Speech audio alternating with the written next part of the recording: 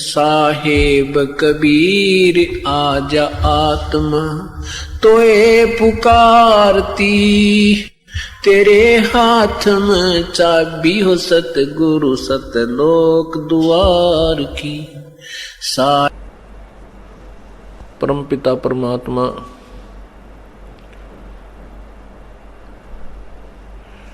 कबीर परमेश्वर सर्व सृष्टि रचनहार है और वो पूर्ण विश्व के पूरे ब्रह्मांडों के वो कुल मालिक है। हम सभी आत्मा सतलोक में रहते थे। सतलोक वो स्थान है जहाँ न जन्म होता है न मृत्यु होती है, जो जहाँ बार बार न जन्म होता है न मृत्यु होती है, वहाँ शरीर 5 तत्वों से बना हुआ नहीं है। वहाँ जो शरीर हमें मिलता है वो नूरी तत्वों से बनता है, तेज तत्वों से।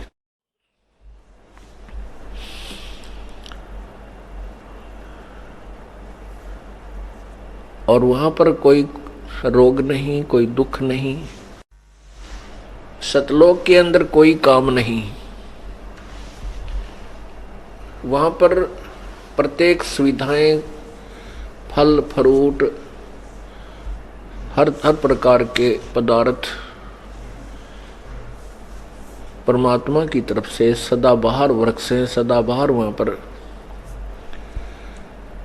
बाग है, सदाबहार नदियां हैं, हर प्रकार के पदार्थ वहां पर उपलब्ध हैं। जैसे हम यहाँ पर सुख खोजते हैं, छुट्टियां लेते हैं, पिकनिक मनाने जाते हैं। कहाँ जाते हैं? किसी स्थान पर पहुंच जाते हैं, किसी तीर्थ पर जाते हैं और वहाँ किराए पर कमरा मोल लेते हैं। इधर उधर की वस्तुओं को देखते रहते हैं, बड़ा आनंद आता है। कोई काम नहीं करना होता, बनी बनाई रोटी होटल में मिल जाती हैं और बिछे बिछाए बेड मिल जाते हैं, बड़ा आनंद आता है, बहुत खुशी होती है। फिर हम घर पर आते हैं तो वही झंझट, फिर सब कार्य करना पड़ता है। तो जो हम वो समय वहां बिताकर आए हैं वो कितना अच्छा लगे आपने। काम तो करना नहीं था और दृश्य बहुत ही दूर के देखे, कभी झरने देखे, कभी पहाड़ देखे, कभी बाग में घूमे, कभी वृक्ष के नीचे बैठ गए, ठंडी ठंडी हवा चले, कभी कोका कोला पिया है, कभी कुछ पिया, कभी को फल खा रहे हैं, कितना अंगूर खा रहे हैं, तो कितना अच्छा लग रहा है, बहुत अच्छा।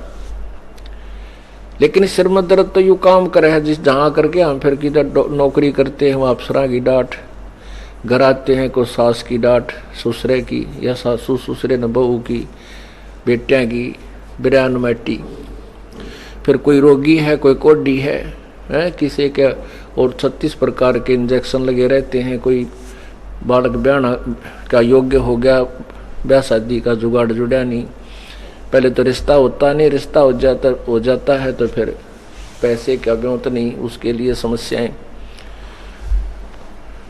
तो ऐसे हम यहाँ पर कितने दुखी रहते हैं। सतलोक के अंदर ऐसा है जैसे आप यहाँ सतलोक आश्रम बरवाला और क्रोथा में आते रहते हो, यहाँ आने के बाद आपको कोई काम नहीं। अब यहाँ आप आते हो,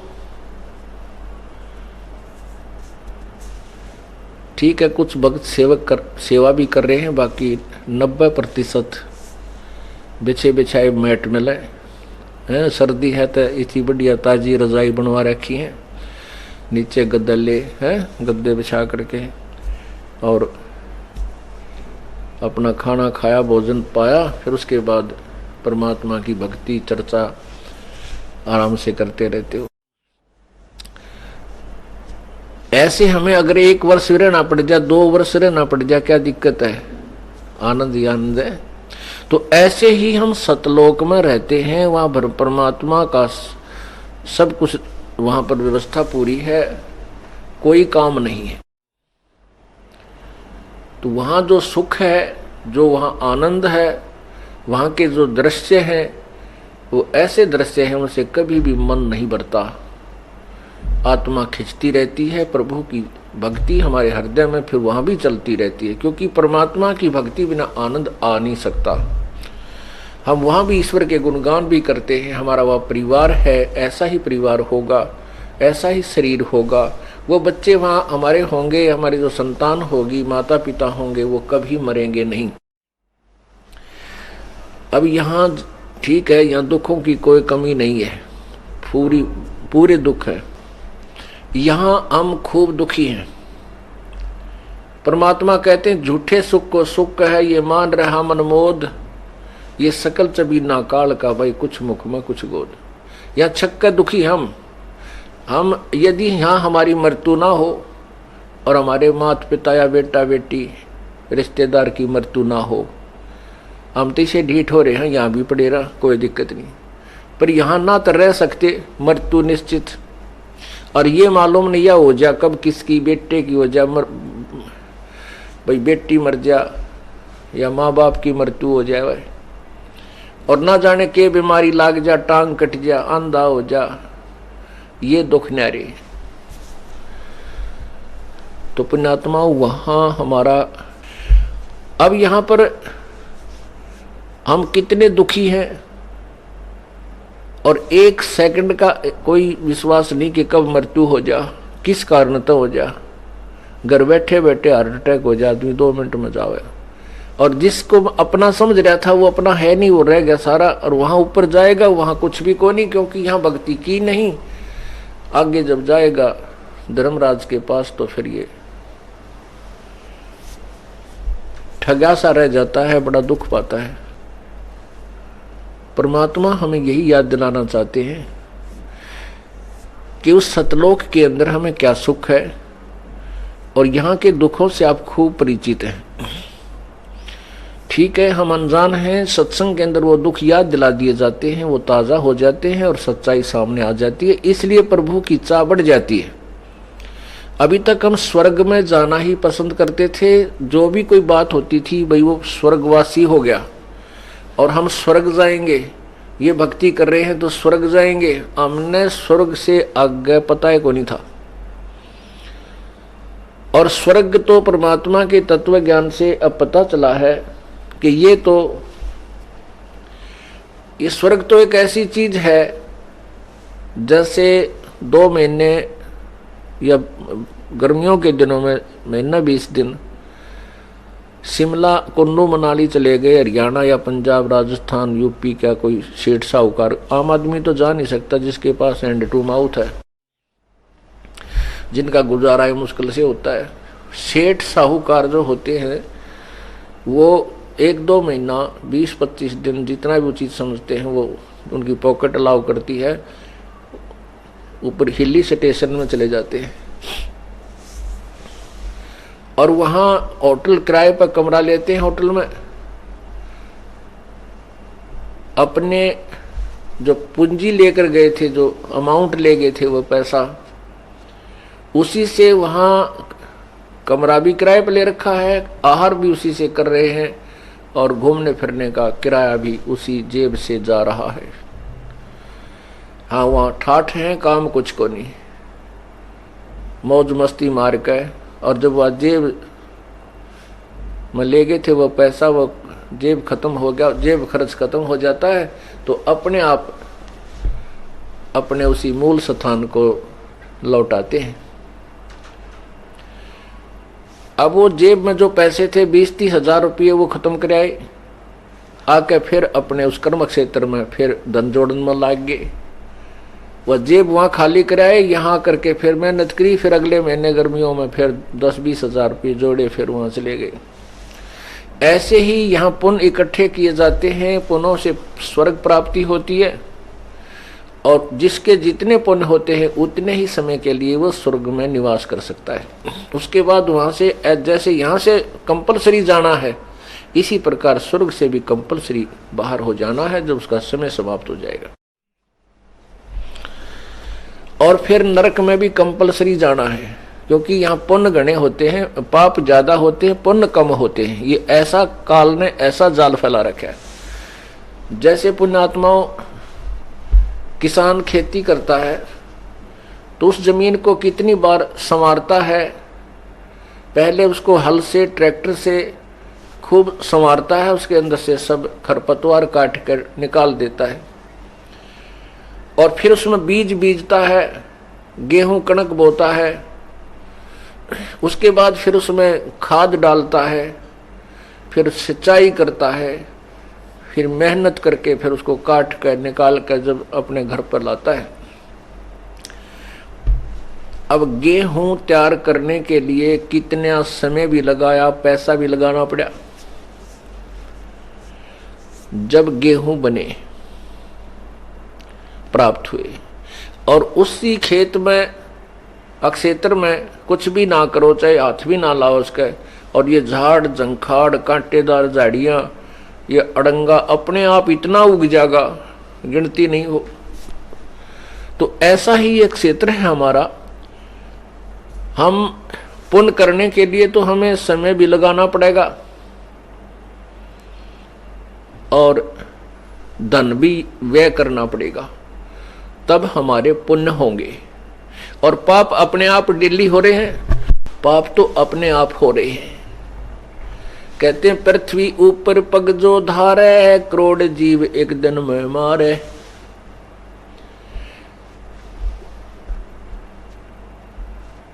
सत्य ब्राह्मण की है हत्या, जो चौका तुम दे वो नित्या। जैसे हम पोचा मारे हैं,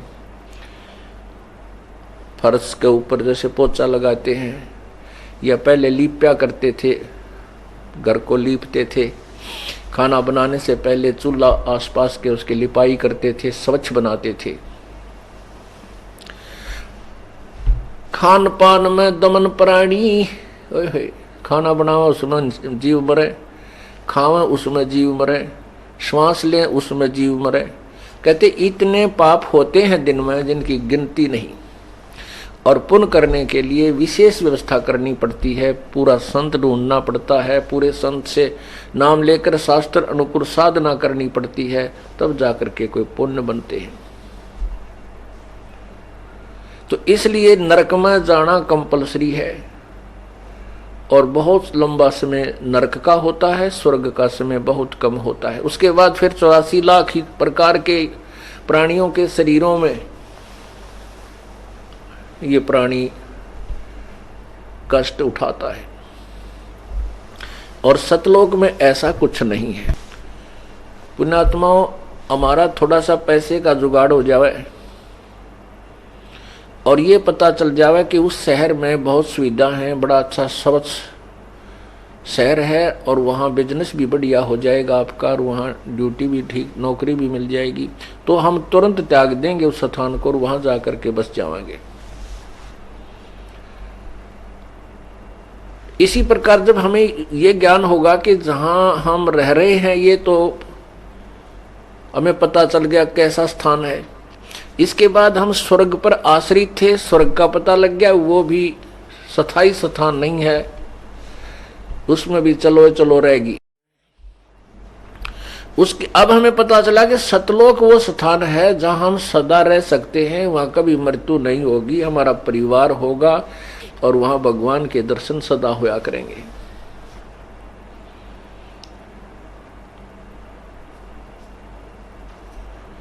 और वहां कितना सुख होगा। शंखों लहर मेहर की उपजे, कहर नहीं जा कोई, दास गरीब अचल अविनाशी, सुख का सागर सोई। अब आप देखते हो कोई टेंशन हो जाती है, किसी प्रकार की कोई ऐसी दुख में खबर सुन लेते हैं,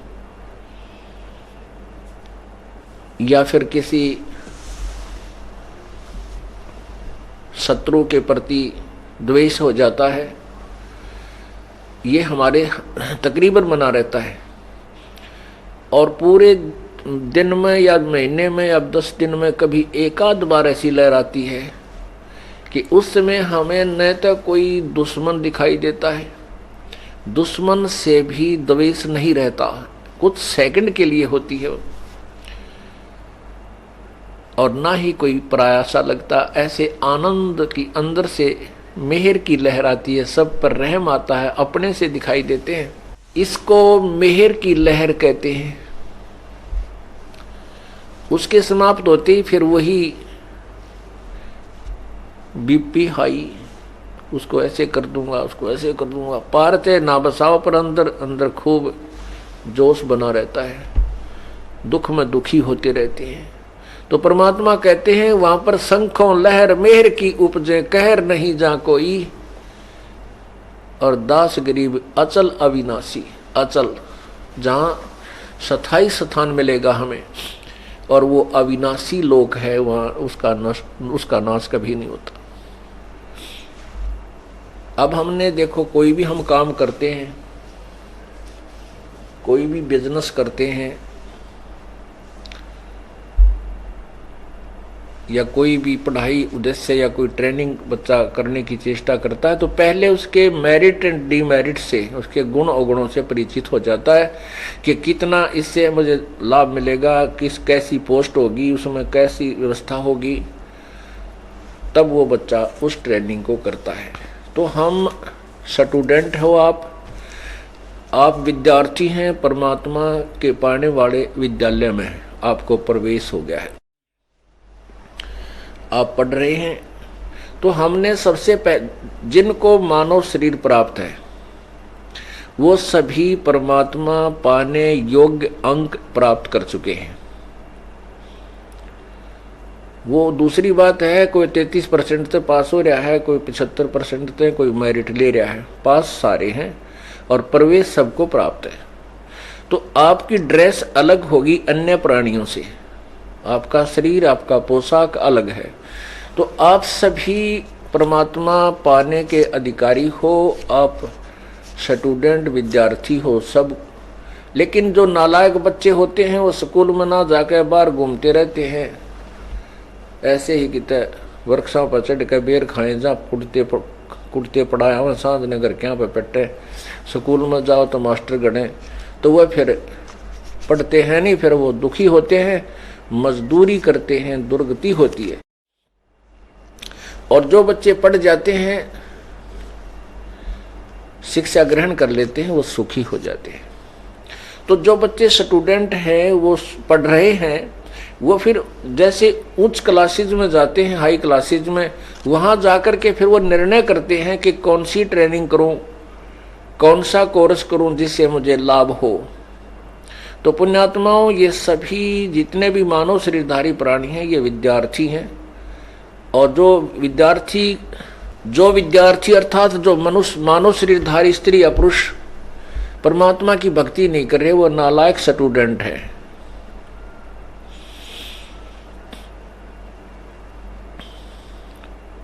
और वो अपना जीवन व्यर्थ कर रहे हैं, वो अपने उद्देश्य से वंचित रह जाएंगे, वो बाद में पछतावेंगे। कैसे पछतावेंगे? जैसे एक व्यक्ति सड़क के ऊपर माटी डाल रहा था, मजदूरी कर रहा था, और उसी महकमे का एक्सियन आ गया जीप में बैठ के, और वो सभी अधिकारी कर्मचारी जो थे वो सब अलर्ट थे। वो अपना आगे चला गया। तब वो मजदूरी कर रहा था ना, वो व्यक्ति ने बोला कि यो एक्सियन है ना, यो मेरा सहपाठी था, हम इकट्ठे पढ़ा करते, मेरे भाग फूट गए, मैं पढ़ा को नहीं है, और ये पढ़ गया, देख आज सारे ठाठ हो गए। आज मेरे बच्चे तो यहीं रेत में पड़े हैं, और किसी के पास कपड़ा है, किसी के पास नहीं है, मजदूरी करता हूँ, मुश्किल से रोटी मिलती है। अब रो रहा उस समय को मैं भी पढ़ जाता था, मैं भी ये ठाठ प्राप्त कर लेता। तो पुण्यात्माओं, अब ये समय है अब ये समय है, इसमें जो पछतावेंगे, अब जो इसमें पीछे रह जाएंगे वो तो पछतावेंगे। देखो विद्यार्थी हैं, वो कष्ट भी उठाते हैं, स्कूल में सुबह तैयार होते हैं, अपना होमवर्क भी करते हैं, फिर क्लास वर्क भी करते हैं, और वहाँ अध्यापकों की डांट भी खाते हैं, नीचे फर्श पर बैठते हैं या कोई स्टूल वगैरह जैसा मिल गया उस पर अपना गर्मी सर्दी में वो अवश्य स्कूल पहुँचते हैं, विद्यालय में जाते हैं, गर्मी हो चाहे सर्दी हो। और वहाँ तो उस कष्ट को एक बार वो मेहनत करके 5, 10 वर्ष, 15 वर्ष, 20 वर्ष जैसे भी उनकी शटड्डी है तो अपना काम पूरा कर जाते हैं, तो सदा के लिए सुखी हो जाते हैं अपने जीवन में। इसी प्रकार ये जो आपको आने और जाने में तो कष्ट लालो, बाकी यहाँ तक कष्ट है ही नहीं। यहाँ तो परमात्मा की ऐसी व्यवस्था है, उस अपने बच्चों के लिए पहले ही करवा देता है, क्योंकि आप पुण्य आत्मा हैं और भगवान अपने प्यारी आत्माओं को हाथों पर रखता है। तो अब ये जो मेहनत आप कर जाओगे सदा के लिए सुखी हो जाओगे। और जिनके पास यहाँ आने का समय नहीं है, बकवादा में लागे रहे सारा दिन, घुटी लाई की तो बकवाद घड़ी की तो ताश खेले की तो राजनीति के गप्पे मारे, तो वह बाद में रोएंगे ऊपर ना मुंह करके कुत्ते बन गए। परमात्मा क्या कहते हैं,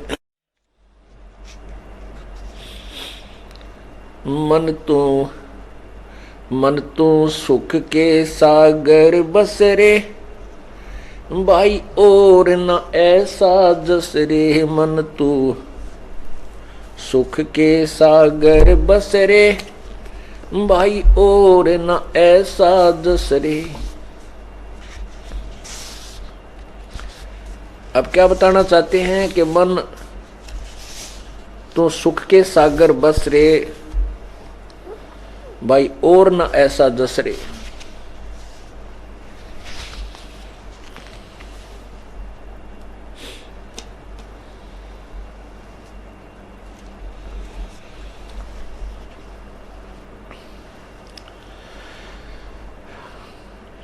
भाई सर्व सोने की लंका होती, रावण से रणधीरम। सर्व सोने की ही लंका होती, रावण से रणधीरम। एक पलक में राज विराजी वो, जम के पड़े जंजीरम। मन तू सुख के सागर बसरे, भाई और न ऐसा यसरे। कि तेरा इससे बड़ा कोई यश नहीं, कोई महिमा नहीं, तू सतलोक पहुंच जा, उस सुख के सागर में अपना स्थान प्राप्त कर ले, वहां बस जा। सारी सोने की लंका थी, रावण जैसा योद्धा आप नहीं हो सकते, और वो भी ना रहा। एक पलक में राज विराजी, राज रहित हो गया। और फिर कहते हैं काल के पड़े जंजीरम, यम के दूत बांध के ले गए उसने। और पहले इन देवताओं ने भी कैद किए बैठा था अपनी सिद्धि शक्ति तय। फिर क्या बताते हैं, भाई उदय अस्त बीच चक्र चले थे, ऐसी जन ठकुराई। उदय अस्त बीच चक्र चले थे, ऐसी जन ठकुराई। चुन कर ईश्वर कल्प करी, तब खोज न पाया राई। मन तू सुख के सागर बसरे, भाई और न ऐसा जसरे। मन तू सुख के सागर बसरे, भाई और न ऐसा जसरे। बोलो सतगुरुदेव सत साहिब।